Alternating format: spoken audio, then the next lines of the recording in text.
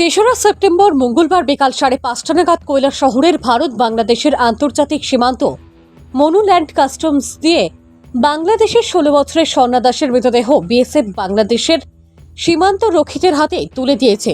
মৃতদেহ হস্তান্তর করার সময় দুই দেশের সীমান্তে প্রচুর সাধারণ মানুষের ভিড় লক্ষ্য করা যায়। উল্লেখ্য, বাংলাদেশের মৌলভীবাজার জেলার জুড়ি থানাধীন বাংলাদেশের নাগরিক 16 বছরের স্বর্ণা দাস গত 1 সেপ্টেম্বর গভীর রাতে কৈলাসহরের ইরানি থানাধীন লাঠিয়াপুরা বিওপির অধীনে ভারত বাংলাদেশের আন্তর্জাতিক সীমান্ত দিয়ে অবৈধভাবে ভারতে প্রবেশ করার সময় 16 বছরের স্বর্ণা দাস আন্তর্জাতিক সীমান্তের 0 পয়েন্টে গুলিবিদ্ধ হয়ে মারা যায়।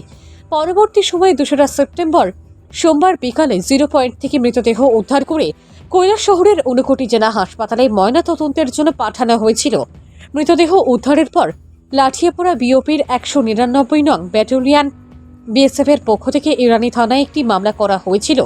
মামলার নম্বর 66/2024। অন্যদিকে 3রা সেপ্টেম্বর মঙ্গলবার দুপুরে মৃতদেহের ময়না তদন্তের পর কৈলাসহরের ভারত বাংলাদেশ আন্তর্জাতিক সীমান্তে বিএসএফ এবং বাংলাদেশের সীমান্ত রক্ষীদের মধ্যে ফ্ল্যাগ মিটিং অনুষ্ঠিত হয়েছে। ফ্ল্যাগ মিটিংয়ে এরপর 16 বছরের স্বর্ণা দাসের মৃতদেহ দেখানো হয় মৃতার বাবা ফরেন্দ্র কুমার দাসকে।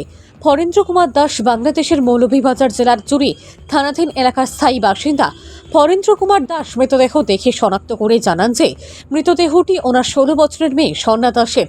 পরবর্তী সময়ে বিএসএফ এবং বাংলাদেশের সীমান্ত রক্ষীদের মধ্যে অফিসিয়াল কাজকর্ম শেষ করে বিএসএফ মৃতদেহটি বাংলাদেশের সীমান্ত রক্ষীদের হাতে তুলে দেন।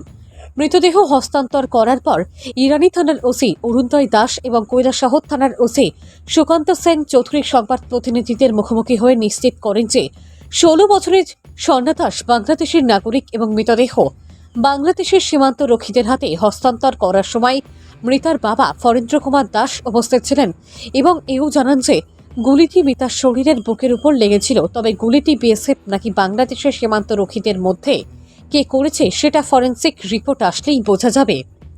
গতকালকে বিএসএফ এর ইনফরমেশনে আমরা একটা মহিলা মেয়ের ডেড বডি উদ্ধার করি লাঠিয়াওড়া ফেন্সিংয়ের পশ্চিম দিক থেকে।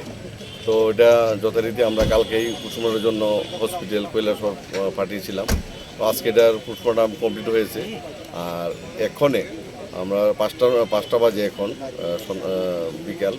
তো পোস্টমর্টমের পরে আমরা বিএসএফ এবং পুলিশ মিলে বাংলাদেশের বিজিবি এবং তাদের পুলিশের হাতে এবং মেয়ের বাবার শনাক্তক্রমে আমরা ডেড বডি ওদের কাছে হ্যান্ডওভার করেছি। তো ওরা এখন ডেড বডি নিয়ে চলে গেছে। যে নাবালিকার মানে মৃতদেহটা পেয়েছিলেন আপনারা, সেই নাবালিকার বাড়ি কোথায় ছিল? বাড়ি বাংলাদেশ জুড়ি। তো আজকে এই মৃতদেহটা কে শনাক্তকরণ করেছে? তার বাবা, তার নিজের বাবা ফরিন্দ্র দাস। তো মৃতদেহের শরীরে কোনো ধরনের আঘাত পাওয়া গিয়েছিল কি? এটা তো একটা ফায়ারিং আঘাত ছিল। তো এটা এই মৃতদেহটা গতকালকে ঠিক কোন জায়গায় পাওয়া গিয়েছিল? লাঠিয়াপুরা বিএসএফ ক্যাম্প থেকে 2.5 কিলোমিটার উত্তরে কালেরকান্দি। পিলার নাম্বার কি আপনার মনে আছে? পিলার নাম্বারটা মনে নেই। কী মনে করেন এটা কী কারণে এমন ঘটনা ঘটতে পারে? হয়তো রাত্রিবেলা তারা অনেক লোক ছিল, ক্রস করতেছিল বর্ডার দিকে বা ইন্ডিয়ার দিকে আসতেছিল, তখন হয়তো টোটালি এটা ইনভেস্টিগেশনের ব্যাপার। ইনভেস্টিগেশনে পুরো আসবে আর কি।